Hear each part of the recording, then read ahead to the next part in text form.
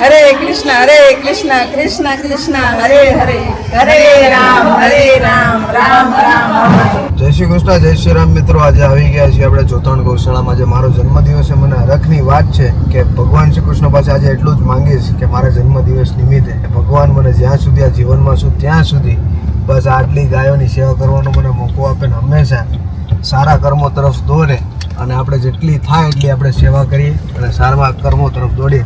આખા પરિવાર સાથે આવ્યો છું આજે ગૌશાળાની અંદર. મમ્મી છે, મારા સાસુમાં છે, મારી ઘરવાળી મારી સાથે જ હોય છે.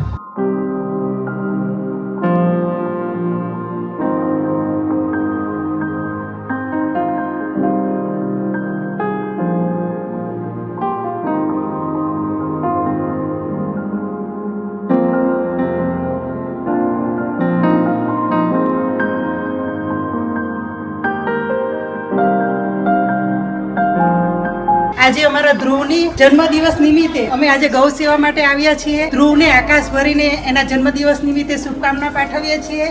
ખૂબ આગળ વધે, ખૂબ પ્રગતિ કરે એવી અમારી એના જન્મદિવસ નિમિત્તે શુભકામના.